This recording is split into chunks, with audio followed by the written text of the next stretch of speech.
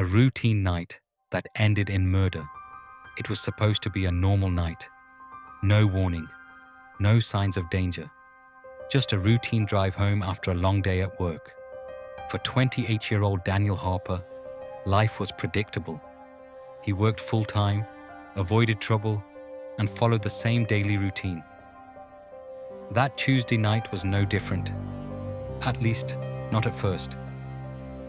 Daniel clocked out late, just after 10:30 p.m., and began driving home along a familiar highway in a quiet American town. Traffic was light. The streets were calm. Nothing felt unusual. About 10 minutes into his drive, Daniel pulled into a gas station just off the highway. Surveillance footage later showed him stepping out of his car, stretching briefly, and walking inside. He bought a bottle of water and a snack. At one point, he glanced at his phone, typed a short message, and put it back in his pocket. He stayed inside for less than 2 minutes. Outside, under the glow of fluorescent lights, everything looked normal. But investigators would later notice something unsettling. A dark-colored pickup truck parked across the street, partially hidden in shadow. At 10:42 p.m., Daniel left the gas station and drove away. The pickup truck followed. That was the last confirmed sighting of Daniel Harper alive. When Daniel didn't come home that night, his family assumed his phone had died or he'd stayed with a friend. By morning, concern turned into panic. Calls went unanswered, messages unread. By noon, police were notified. At first, the case didn't look like a crime. Adults disappear for many reasons. There were no threats, no known enemies, no history of violence. But everything changed later that evening. Daniel's car was discovered abandoned on a rural back road, nearly 15 miles from the gas station. The engine was off. The doors were unlocked. The interior looked untouched. No blood, no signs of struggle. But one detail immediately alarmed investigators. Daniel's phone was still inside the car, plugged into the charger. For detectives, that single fact suggested Daniel never planned to leave his vehicle. Something, or someone, forced him out. Police expanded the search. Helicopters scanned nearby fields. Volunteers combed wooded areas. For days, there was no trace of Daniel. Meanwhile, digital investigators focused on Daniel's phone records. They found something critical. At 10:48 p.m., just 6 minutes after leaving the gas station, Daniel received a phone call. The call lasted 12 seconds. The number was unregistered. A burner phone. Cell tower data placed the call near a poorly lit stretch of road locals avoided at night.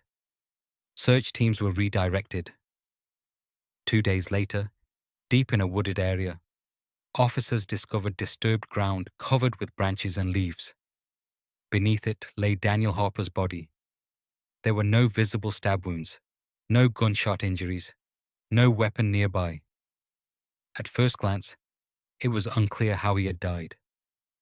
The autopsy revealed the truth. Daniel had been manually strangled. This wasn't an accident. This wasn't random violence. It was close, personal, intentional.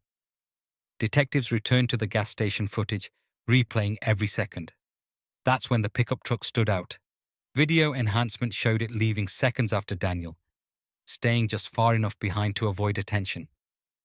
License plate analysis eventually led to Michael Turner, a 34-year-old local resident with a documented history of anger-related incidents.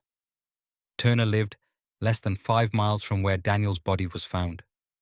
When police brought him in for questioning, Turner appeared calm, almost detached. He claimed he had never seen Daniel before and insisted he was home all night. But evidence told a different story. Cell tower data placed Turner's phone near Daniel's vehicle. Fibers recovered from Daniel's clothing matched the upholstery inside Turner's truck. Even more damning.